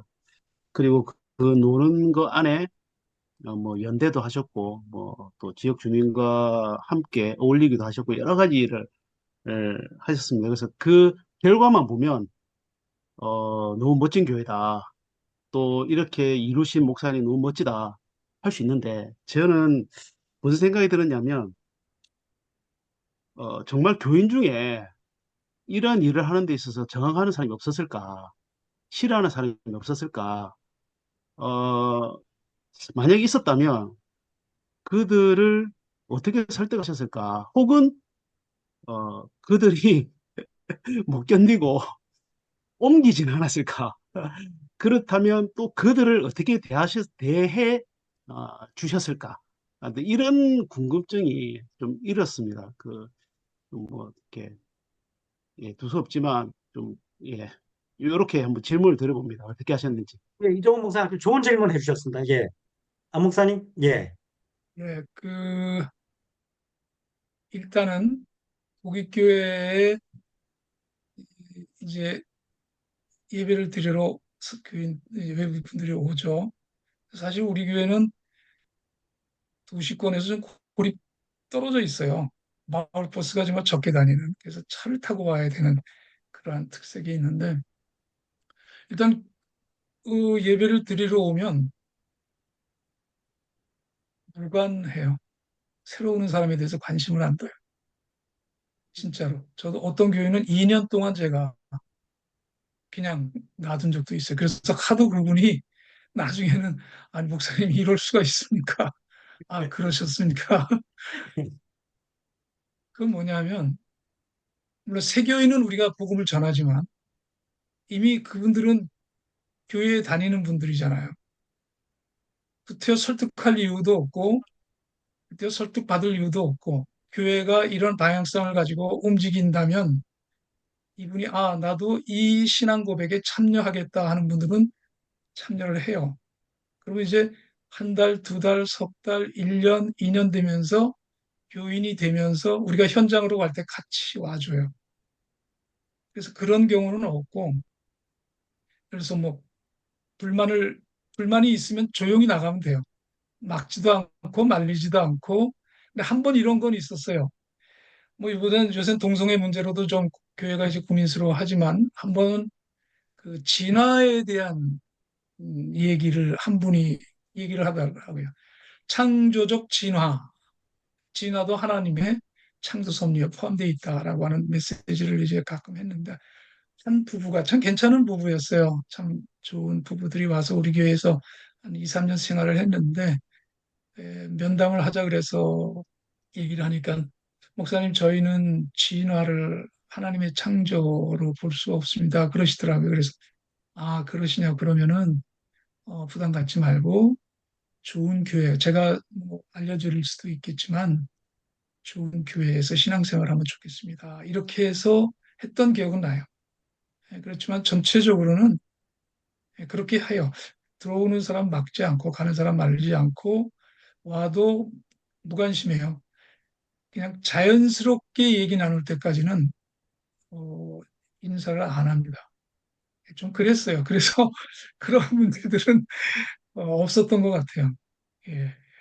안 목사님 그 교인들의 변화에 대해서 좀 설명을 해주시면 좋겠습니다. 그 초창기 교인 구성이라든지 나중에 또 새로 교인들이 많이 들어온 거, 예, 지금 나간 거 말씀을 해주셨는데 전체적인 거 좀 알아들을 수 있게 34년의 변화를 간단하게 말씀해 주시면 음, 고맙겠습니다. 초창기에는 한 10여 년, 15년, 이제 15년 동안은 그냥 농촌교회였어요. 교회에서 난을 키웠습니다. 여러분, 하우스 농사 600평이면 굉장히 큰 농사입니다. 여러분들 농촌에 있으면 알 겁니다. 하우스 농사 600평, 그것도 시설 재배. 그래서 난을 한 15년 키웠죠. 잘 알겠지만 플러스 마이너스 제로였어요. 기름값 오르고 중국에서 난 막 무더기로 들어오면서 그동안 벌어놓던 거 다 날리고 그나마 개울 건너편에 남의 땅 빌려서 하우스 졌던 거 거기 이제 집 짓는다고 철거하면서 받은 보상으로 플러스 마이너스 제로 된 게 얼마나 감사한지. 그래서 한국에서 농사 지으면 망한다. 그것도 시설 농사하면 망한다. 그런 깊은 깨달음도 얻었는데 우리 지역이 이제 도시화가 돼요. 신교가 들어오고 분당 들어오고 수지가 들어오고 그러면서 교회가 수도권 주변에 이제 변두리의 그 중심에 있게 되는데 그러면서 이제 사람들이 교회에 들어오기 시작을 합니다. 그런데 그분들이 들어올 때는 고깃교회가 어떤 교회라고 하는 거, 어떤 정체성과 지향성을 갖고 있는지 다 알고 들어와요. 소문을 듣고. 그래서 적응하는데 부담을 갖지 않더라고요. 어, 자기네들이 바랐던 지향성을 갖고 있는 교회였기 때문에. 그런데 고마웠던 것은 젊은 부부들이 들어오기 시작하더라고요. 지금도 고깃교회는 40대가 대부분이에요. 40대. 저는 최근에 교회 갔는데 전부 60대, 70대 노인들이 전부 앉아 있는 모습 보고 제가 깜짝 놀랐어요. 야, 결국은 이거는 이제 쇠락하는 거죠. 한 10년, 20년 안에 뭐 다 몰락할 것 같아요. 근데 고깃교회는 애기들이 막 바글바글해요. 애들 시끄러운 소리에 좀 조용하라고 그럴 정도니까. 그 교회가 그 시대적인 그 현안에 대해서 어떻게 같이 고민하고 아파하는지를 사람들은 알아요. 주변에 있는 지역의 분들이 저 교회가 어떻게. 여러분 요번에 뭐 그 광화문에서 10월 27일인가 200만 모인다 그러잖아요. 저는 그 예배 드리고 곧 쇠락할 것 같아요, 교회가. 부끄러운 줄 몰라요, 부끄러운 줄. 저는 그런 얘기, 여러분 그 동성애자들의 엄마들의 피눈물을 아세요? 동성애자를 갖고 있는 엄마 아빠들의 피눈물. 처음에는 부모들은 믿지를 못해요. 우리 아이가 동성애라고 커밍 아웃 했을 때. 그건 나중에 이제 받아들이기 시작하고. 왜냐하면 우리 교단 전북노회에 엄기봉 목사라고 있습니다. 엄기봉 목사. 그분이 성소수자의 부모님들 모임을 지금 그 교회에서 하고 있어요.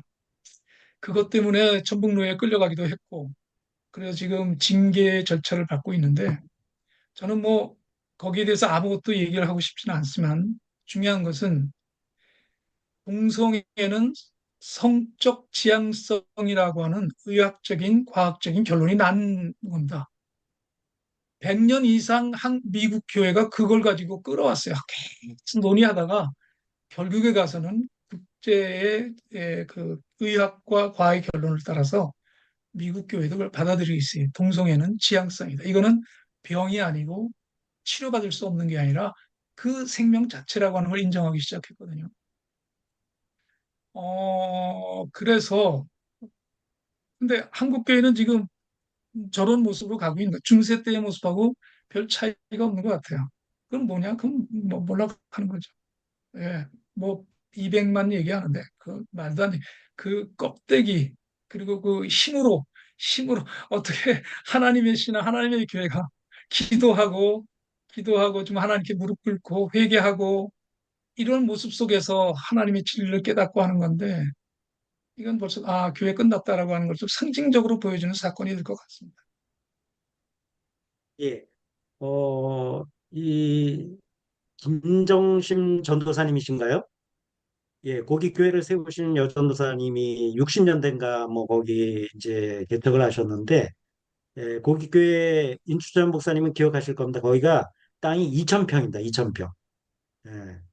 근데 이제 아주 오래전에 지은 옛날 예배당이 하나 있고, 아까 말씀하신 그 이 도서관이 있는, 예, 그 공간이 있고, 그다음에 이제 그 식당 하는, 예, 공간, 그다음에 목사님 사무실 뭐 그 정도만 신축한 게 아무것도 없었습니다. 예, 근데 제가 그 뭐 유학 가기 전부터 가끔씩 이렇게 고기교회를 가면서 어떤 변화를 이제 계속 느꼈는데, 그 중에 하나가 한 10여 년 전인가요? 그때 가니까 뭐 한 7, 8년 전인가요? 예배를 드리는데, 예, 이전 예배당이죠. 다 의자가 없어요. 바닥에 앉아서 예배를 드리는데 옆 사람하고 무릎이 닿아요. 교인들은 너무 많은데, 예, 주변에 소문 듣고 온 거예요. 뭐 목사님 뭐 이렇게, 예, 뭐 아까 보시는 것처럼 무슨 전도 집회를 하거나 뭐 총동원 주일 이런 게 없는데, 교인들이 알아서, 그것도 젊은 분들이 많이 오시는데, 제가 목사님 그 건축한다고, 예, 뭐 성탄절에 와서 설교를 해달라고 그러시더라고요. 근데 아까 말씀드린 것처럼, 예, 우리 그 이 탈핵, 예, 고리원전 1호기 폐쇄에 위해서 목사님한테 진 빚이 있어서 저는 오라고 그러면 항상 그냥 순종했습니다. 근데 가서 진짜 깜짝 놀란 거예요. 교인들이 꽉 차가지고, 제가 설교자인데 이 바닥에 앉았는데 옆 사람하고 무릎이 닿는 거예요. 예. 근데 대부분 다 젊은 분들이고, 예. 그리고 또 하나 놀란 거는, 찬양대에 찬양 부르는 분이 그 다운 증후군이 있어요. 그래서 찬양을 부르는데 찬양대가 소리가 좀 삐죽삐죽 튀어나오더라고요. 저는 좀 충격을 받았는데, 교인들은 아무렇지도 않아요. 근데 그분이, 예, 모학교회라는 곳에, 예, 장로님 아들이신데, 그냥 가장 좋아하는 게 찬양인 거예요. 교회 가서 찬양하고 싶고, 또 그래서 찬양대 들어갔는데 음이 자꾸 튀어나오니까 거기서 쫓겨난 거예요. 그런데, 이 고깃교회 와가지고, 예, 이 찬양대 들어가서 찬양하니까 그분이 너무, 예, 소리는 튀어나오지만 제가 그래서 다시 보니까 그분 얼굴이 너무 표정이, 예, 좋은 거예요. 너무 좋아서 이 찬양을 부르는 거예요. 비록 소리는 튀어나왔지만. 근데 그거를 공동체가 이렇게 안고 가는 거예요. 제가 그때 딱 생각나는 게, 영국 유학 중에, 예, 제가 그 감리교회 그 가끔 갔는데, 우리 한교회 말고 거기 제가 그런 걸 처음 경험했어요. 누가 막 소리를 지르는 거, 예배 중에. 처음에는 제가 너무 충격을 받았어. 이게 뭐지? 뭐지, 뭐지? 예, 그랬더니 이제 장애가 있는 분이, 예, 소리를 지르는 거예요. 근데 다른 분들은 다 하시니까 교인들은 아무렇지도 않은 거예요. 근데 저만 모르고 있는 상황이어서 굉장히 충격을 받았던 거예요. 근데 나중에 알고 보니까 우리 신학과 학과장님을 하시는 굉장히 유명한 프란시스 영이라는 교수님의, 예, 아들인 거예요. 예, 그래서 페이스 투 페이스인가, 예, 그런 책도 쓰셨어요. 장애아를, 예, 키우고 하는 그 경험을 쓰신 분인데, 이 참 그런 분을 이 교회 안에서 이 품는다는 게 쉬운 일이 아닌데, 예, 그래서 제가 볼 때는 지금 40대 젊은 분들이 오는 게 어떤 가치지향, 우리 자녀가 거기 가서 제대로 교육을 받고, 예, 신앙교육을 제대로 받을 수 있다, 이런 것도 있고, 예, 상처받은 교인들이 이 교회 가서 또 이 치유받고, 예, 거기서 이제 신앙생활을 다시 이렇게 뿌리내는 이런 면도 있는 것 같아요. 예, 어, 하나라 목사님. 오늘 강의 너무 사실 감동입니다. 저는 신대원 다닐 때부터 어, 시스템을 세우지 않는 교회를 하고 싶은 마음이 너무 많았는데, 목사님께서 이렇게 30년 전부터 이런 목회를 하시고 계셨다는 게 너무 감동이고, 그리고, 아무것도 하지 않는다면 무엇을 해야 할까? 막연하게 뭐, 요 정도, 요런 거 정도 하는 목회를 하면 좋겠다는 생각을 갖고 있었는데, 너무나 풍성하게 그것들을 또 채우는 목회를 하고 계셔서 정말 감동이었고요. 그리고, 어, 제가 이제 지금 제, 이제 원하는 목회를 하고 있지는 않지만 혹시 할 수 있는 기회를 하나 주신다면 너무 많은 도움을 받을 수 있을 것 같다는 생각이 들어서 정말 감사했습니다. 열광주의적인 우리 한국교회 이런 예배와 기도에 사실 전 너무 많이 지쳐 있어서 교회에서 기도하라고 할 때 너무 힘들거든요, 실은. 매주 금요일마다 기도회로 모일 때마다 기도가 사실 잘 안 돼요. 그 열광주의적인 모습 안에서 기도도 안 되고, 좀 그런데, 목사님께서 사실 이런 목회 모습을 보면서 참 감동받았고,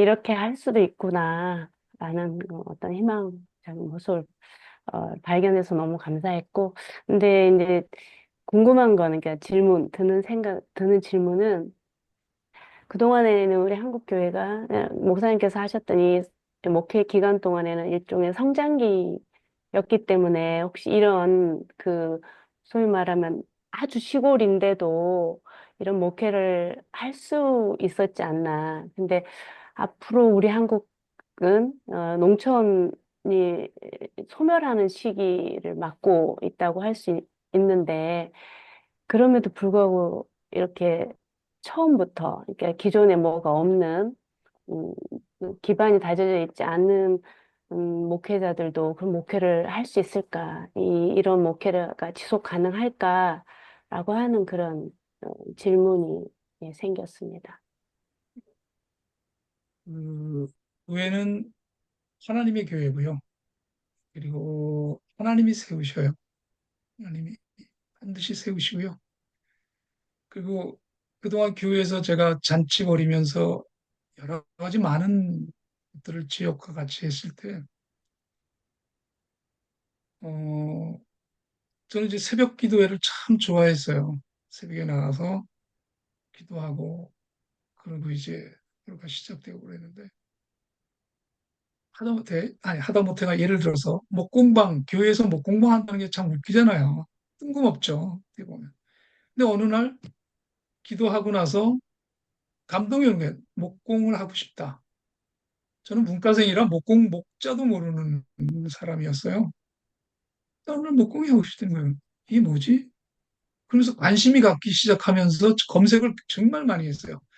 그래서 제가 목공을 누구한테 배웠냐면 우리나라의 명장 2호.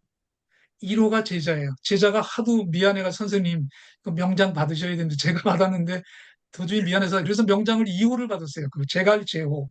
지금도 여러분 제갈제호라고 검색하면 대한민국의 최고의 명장이라고 하는 그분한테 제가 배웠어요. 근데 나중에 알고 보니까 제가 세월호 가족들하고 지금 목공을 하고 있죠. 4.16 목공 협동조합이 지금 만들어졌는데 제가 매주 가서 같이 가르치고 같이 하는데 그때는 하나님이 세월호 가족들하고 함께 하라고 하는 도구를 줬구나라고 하는 것을 그게 되게 됐어요. 왜 내가 목공을 하지? 그리고 밤토실 도서관도 역시 마찬가지고요. 그냥 가게도 우리는 카페가 아닙니다. 거긴 그냥 가게예요, 가게. 그래서 물론 커피도 마시지만 그 안에서 지역 사람들의 어떤 공동체가 만들어지거든요. 이런 것들 하나하나가 제가 하려고 한 거 없어요, 정말로. 감동이 와요. 여러분, 믿음의 길은요, 감동으로 옵니다. 신앙의 그 기도의 응답과 기도의 그 교회의 움직임은요, 감동으로 오고요. 그 감동이 교인들에게 전달되면 같이 움직여요. 가끔가다 그런 질문을 해요. 목사님도 현장에 갈 때 혼자 가시죠? 교인들은 안 가시죠? 그러더라고요. 그게 무슨 말이에요? 같이 움직입니다. 제가 은퇴했지만 이번에도 그 쿠팡 노동자가 죽었죠. 쿠팡 노동자 기도회를 우리 후계 목사님이 광고를 하더라고요. 밴드에. 30여 명이 참석했어요. 젊은 엄마 아빠들이. 그래서 같이 예배하고 송하고. 교회 움직임 감동이거든요. 그러니까 기다리면 할 필요가 없어요. 하나님이 급하지 우리 하나라 목사님이 급합니까? 전혀. 하나님, 저는 그냥, 예, 늘 그랬어요. 할 거 하나 없고, 그러니까 놀고 즐기고 지금 이 상황에 감사하고, 그래서 그럴 때마다 하나님 필요하신 거 툭툭 던져주시면 그때마다 거기에 대해서 고민하고 생각하고 마을 주민들하고 모여서 얘기 나누고 예, 그러다 보면은 그것이 또 하나의 잔치가 되고 그렇게 움직였던 것 같아요. 예, 예. 염려할 게 하나 예, 없습니다. 그리고 알겠습니다. 또 하나 박현희 잠깐 목사님, 예, 조금만 하나 더. 예, 그래서 예, 사실 저도 한 번은 제가 한 20년 정도 됐을까 10여 년 전에 내가 이거 목회하는 게 정말 맞나? 이게 목회인가? 하는 고민을 한 적이 있었어요. 그런데요, 그 해에 세례자를 7명을 세우시더라고요. 조그만 교회. 깜짝 놀래가지고, 전도 한 번도 없고, 뭐, 세례 받으라는 말도 없는데, 아, 하나님이 지금 우리 교회 목회를 기뻐하시는구나. 라는 걸 확신을 주시더라고요. 그리고 매년 세례자들이 나왔어요. 그 작은 교회에서. 그것도 너무 감사했어요. 예, 예. 예, 박현희 목사님,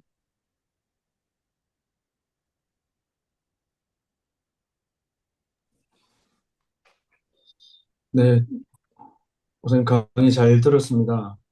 저는 그 처음 말씀하셨을 때에, 강의하셨을 때에, 마을을 하나의 선교 대상이 아니라 그냥 마을이 교회다라고 하는 그 말씀을 하셨잖아요.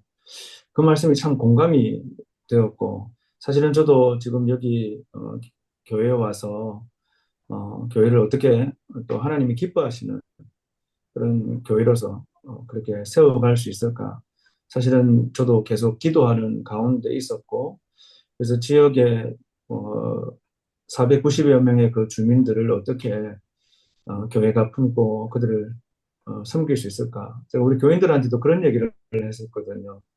그냥 교회에 오게 하는 게 중요한 것이 아니라 그냥 행복했으면 좋겠다. 그러려면 우리 성도들이 행복해야지 그 행복이 전해지지 않겠냐. 그런 마음을 가지고 지금도 그렇게 하고 있는데, 어, 그럼에도 불구하고 조금 불편해 하시는 분들도 계시거든요.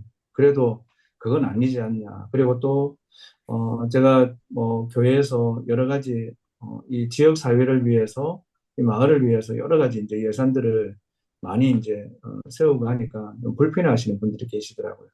목사님은 교회에서 그렇게 사역을 하실 때에 분명 그런 부분들이 있을 때 또 어떻게 그 부분들을 풀어가셨는지 좀 듣고 싶습니다. 그 교회가 이제 지역과 함께 했었던 결정적인 거는 예, 남부저에서 들어왔을 때, 그때는 뭐 마을 전체가 움직였었거든요. 교회가 안 움직일 수가 없었어요.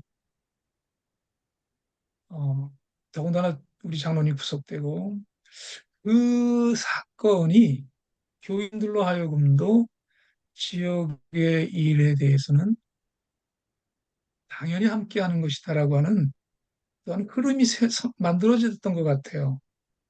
그리고 그 교회 교인들이 다 동네 그 반상회나 또 청년회 같은 게 있잖아요.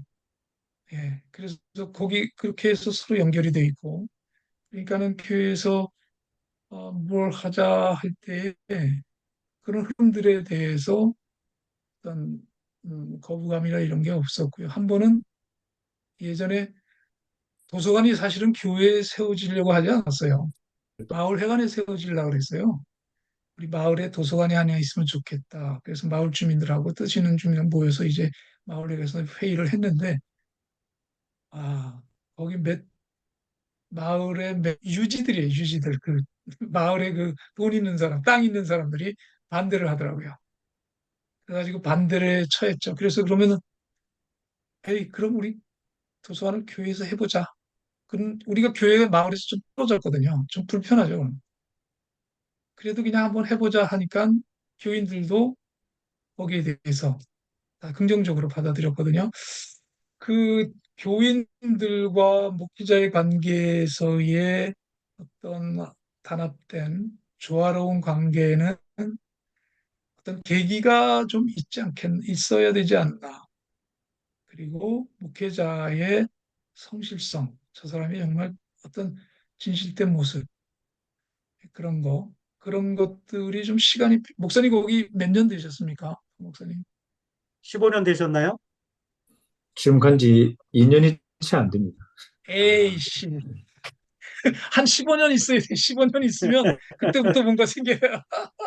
아니, 괜찮아요. 예, 그냥, 그냥 계속 가면 됩니다. 예, 예, 아, 시간이 많이 필요합니다. 예, 기다림. 예, 예. 알겠습니다. 오세민 전도사님 지금 질문하실 수 있어요? 아니면 육아 때문에 어려우시면, 예. 아, 네, 아닙니다. 그 고기교회라고 하는 처음에 이게 파일을 받았을 때 이름이 너무 재밌어가지고 혹시나 제가 아는 유튜브에서 본 그 교회처럼 사람들에게 어떤 그런 음식을 베풀어서 풍성해지는 교회인 줄 알았거든요. 그래 너무 궁금해서 오늘 아침에 정독해서 읽어봤었는데 뭐 그거랑 다르게 더 한 번 더 충격이 좀 있었습니다. 사실 그 파일을 두 번 읽으면서 질문이 저는 정말 많았어요. 진짜 이게 가능하세요?부터 해가지고 혹시 목사님이 되게 젊으신가까지 생각했어요. 이게 굉장히 획기적이더라고요. 제가 경험해본 전통 교회의 느낌이 전혀 아니었거든요. 그래서 혹시나 무례한 질문이 될까봐 황홍열 교수님께 미리 질문지를 드리려고까지 생각했어요. 혹시나 내가 질문을 잘못하는 게 아닐까. 근데 수업을 먼저 들어보자는 게 제 의견이었어요. 그러니까 혹시나 목사님께 이때까지 쭉 목회를 해오시면서 있던 그 철학이 분명히 나와 있을 건데 내가 제대로 알지도 못하고 판별하기보다 목사님께서 어떤 강의를 하시는지 한번 들어보자. 근데 마지막에 이게 동성애 관련 얘기하시면서 아 진짜 깨어 있는 사람이라고 생각했어요.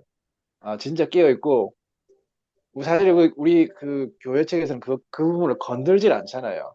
다들 그냥 쉬쉬하고 있고 제가 그 부산 장신대 다닐 때 어떤 교수님이 말씀하셨는지 기억이 안 나는데 혹시나 내가 다니고 있는 교회에 이제 동성 연애자가 온 거예요. 남자인데 여자 옷을 입고 와가지고 예수님을 믿고 싶다고 온다면은 여러분들 전도사님들은 어떻게 하시겠습니까? 라는 질문을 제가 받아본 적이 있거든요. 그때 우리가 다들 대답을 못했는데 아 이런 것까지 대답이 가능하실 만한 그런 목사님이라고 오늘 수업을 통해서 느꼈습니다. 그리고 여러 가지 질문 중에 한 가지만 하고 싶은 게 있다면은 제가 파일을 통해서 먼저 질문을 한번 준비해 본 것 중에 한 가지가 있었는데 그 그리스도인의 향기가 나는 교회라는 말씀을 초반에 시작하시고 쭉 이제 내용을 설명하시더라고요.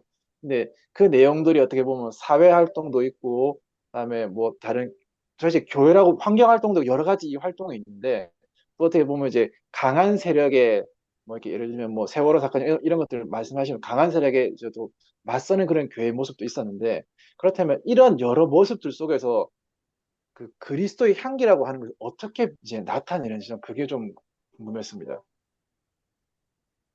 그, 간혹, 이, 시내에 나가면 버스에 교회 광고를 붙인 것들을 본 적이 있어요. 어떻게 생각하세요? 교회가 완전히 상업화된 거예요. 자본화되고. 향기는 자연스럽게 퍼져가잖아요. 향기는. 우리 교회가 난을 15년 동안 키웠습니다. 난을 15년, 난 농사를 15년 했는데요. 특히 동양난 같은 경우는요. 꽃이 피면은 십리를 간대요, 향이. 제가 키운 동양나는 그렇게까지는 안 간 것 같아. 근데 정말 좋은 향은 십리를 가요. 그리스도의 향기는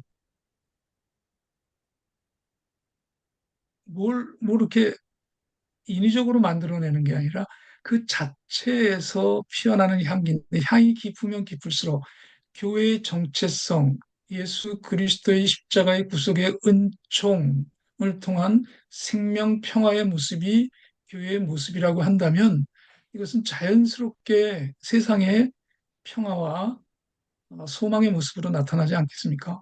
이것은 무엇을 하려고 하고 알리려고 할 이유도 없고요. 교회가 알리려고 할 이유가 없죠.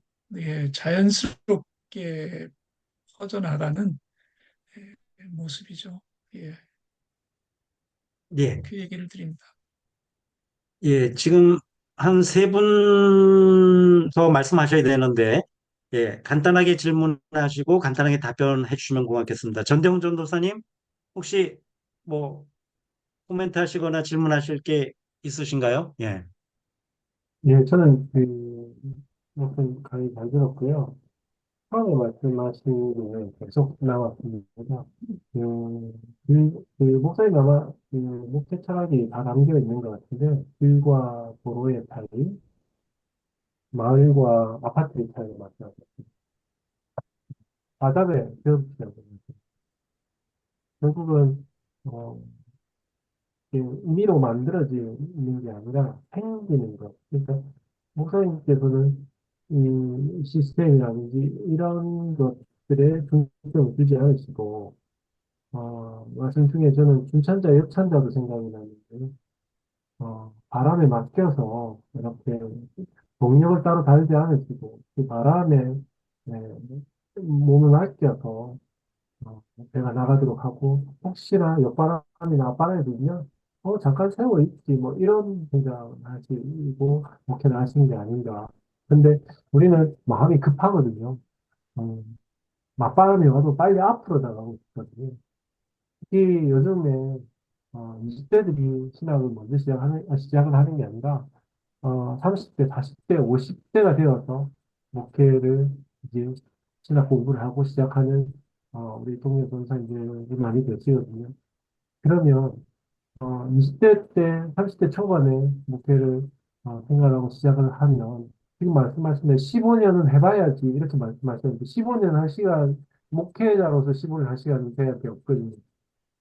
그러니 그 급한 마음이 또 생기는 것도 제 모습은 부인할 수 없는 사실입니다. 그런데 네, 다행인 것은 그래도 조금 나이를 먹었다는 장점 중에 하나가 이런 말씀을 듣고 저희 것으로 좀 소화할 수 있는 그런 지혜가 조금은 그래도 젊었을 때보다는 생겼다. 그래서 목사님 말씀 들으면서 다시 한 번 더 하나님의 의지해서 맡겨서 가는 그런 일든 짰든 그런 목회를 해야 되겠다. 그런 사역을 해야 되겠다. 이게 내가 급하다고 뭔가를 막 저는 사실 요즘에 시스템에도 관심이 많고 막 그랬거든요. 조직을 갖추면 뭐가 착착착 이런 느낌도 있고 이랬는데 오늘 말씀 드리면서 특히 또 하나라 목사님 그 얘기 하셔서 주목이셨는데 내가 몸담고 있는 사역과 내가 생각하는 사역이 차이가 많다라는 것들 우리 느끼다. 그래서 오늘 특히 목사님 강의 통해서 저렇게 하시는, 물론 시대가 다르고 다를 수는 있지만, 저렇게 생각하시는 분도 계셨고, 저렇게 목회하시는 분도 계셨구나. 그게 못 배워서 그런 게 아니라, 많이 배우신 분도 저렇게 하시는구나. 라는 걸 보고 감동이 있었습니다. 감사히 잘 들었습니다. 질문은 제가 탄소 관련해서 사실 질문을 하고 싶었는데, 뭐, 국부적인 거라, 이거는 다른 분의 시간이 그럴 거니까, 말씀을 잘 들었고요. 또 기회가 되면, 더 들을 수 있는 그런 시간이 있었으면 좋겠습니다. 감사합니다. 예, 감사합니다. 오늘 처음 들어오신 홍정기 목사님. 예, 들으시면 어떠셨어요? 네, 안녕하십니까. 어, 제주시 약간 그 외곽에, 예, 제주 본계 교회에서, 사역하고 있습니다. 지금 부목사로 사역하고 있는데요. 오늘, 목사님 강의를 들으면서, 머리가 굉장히 시원해지는 것 같아요. 지금, 뭐, 청빙 받아서 오신 목사님들 같으면, 예, 감히 이런 목회를 꿈도 꿀 수 없고, 예, 기존의 장로님들의 그 숨막히는 예, 패러다임이 전혀 바뀌지 않는 그런 장로님들의 틀에 박힌 그런 인식 속에서 이런 고기 교회와 같은 그런 제안을 할 수도 없을 뿐더러 예, 굉장히 숨막히는 목회를 하고 계시는데 제가 부교육자로 제가 이제 마을 목회를 한번 공부해 보겠습니다. 그렇게 말씀드리니까 담임 목사님께서 그러면 열심히 공부를 해서 우리 제주 본계교회와 마을이 어떻게 하면 좀 함께 할 수 있을까 예, 한번 연구해 보시고 예, 그래서 저희 교회는 4월 달이면 그 교회 앞에 그 앞에도 그렇고 뒤에도 그렇고요. 다 그 귤밭으로 돼 있어요. 예, 그래서 귤 향기가 그 이제 자스민 향기가 한 달 정도를 그냥 온 동네가 굉장히 아름다운 그런 이제 교회고요. 지금은 또 귤이 그 주황빛으로 지금 다 변해가지고 굉장히 그 귤이 굉장히 많이 있습니다. 그래서 제가 이제 전에 교회에서 사역을 하다가 막내 그 이제 대안학교 가기 위해서 이제 제주도로 이제 오게 되었는데요. 지금 온지 한 2년 정도 되었는데, 저희 본계교회는 오후 예배가 지금 첫째 주는 이제 교인들 코이노니아, 그리고 둘째 주, 넷째 주는 이제 오후 예배를 드리고요. 셋째 주는 선교주일 해서 각 기간 선교회가 이제 코이노니아를 이제 하고 있습니다. 그래서 목사님 강의 가운데, 마을과 함께하는 코이노니아 주간을 오후에 한번 만들면 좋겠다. 어떤 형태든지 다양하게 마을로 함께 가서 뭐 친구들과 같이 이제 식사를 한다든지 그렇게 하면 참 좋겠고요. 그다음에 교회가 마을 어, 속에서 함께 이제 나아가는 그런 교회가 되면 좋겠다. 뭐 여러 가지 지금 시간이 없어서 그렇지만 굉장히 귀한 강의였고요. 참 많이 도움이 되었습니다. 감사합니다. 예, 감사합니다. 오늘 또 이렇게 처음 오신 우리 최무성 박사님, 뭐 그 부분 잠깐 들으셨습니다만 어떻게 좀 뭐 한 말씀 해주시면 고맙겠습니다. 하여튼, 새로운 게 많아서 계속 가능하면 세미나에 참석해서 많이 배워야 되겠다. 이런 생각했습니다. 예, 예, 예, 알겠습니다. 고맙습니다. 예, 네.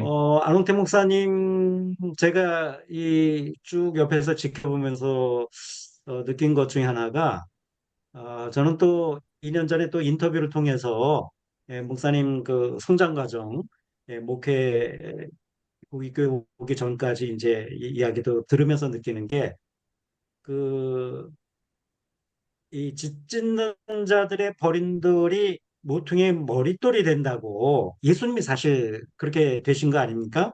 근데 이제 안홍태 목사님도 이한열 학생 장례식 때 그 당시에 청년대학부 학생들이 얼마나 거기에 대해서 붕괴하고 거기에 대해서 마음으로 아파했습니까? 전 국민이 아파했잖아요. 근데 그걸 청년대학부 안에서 함께 아파하는 뭐 추모 공간을 마련했다고 그래서 결국 교회에서 전인전도사다 쫓겨나셨어요. 예. 그래서 아마 여러분들 뭐 조금 아까 말씀을 하셨습니다만 현재 몸담고 있는 교회 여러 가지 많은 어려움, 예, 거기에서 한 일은 그건 사실 참 우리 어렵다 이런 얘기를 많이 하시는데 안홍태 목사님 이제 35년 전에 이미 그런 걸 경험을 하신 거죠. 그러면서 고깃교회 정말 이건 하나님이 인도해 주신 거라고 생각이 되고 마지막까지도 이게 내가 하는 게 맞는가 이런 고민 늘 내가 하는 게 절대로 옳다 이런 굉장히 위험한 목회자거든요. 이 목회자에서 파는 분들이 너무 자기 확신이 강한 거예요. 하나님 앞에서 내가 틀릴 수 있다. 어떻게 인간인데 그렇습니까? 은퇴하기까지 은퇴한 다음에 내가 이거 지금 궁금해 보니까 내가 가르친 게 좀 잘못 가르쳤네. 이런 후회를 하는 저 같은 사람도 있잖아요. 그래서 은퇴했지만 더 열심히 공부하는데 안 목사님의 어떤 그런 면이 굉장히 우리가 본받아야 될 부분이라고 생각이 되고 저게 오늘 안 계신 분들 유한철 목사님, 윤기수 목사님 기회를 못 드려서 죄송하네요.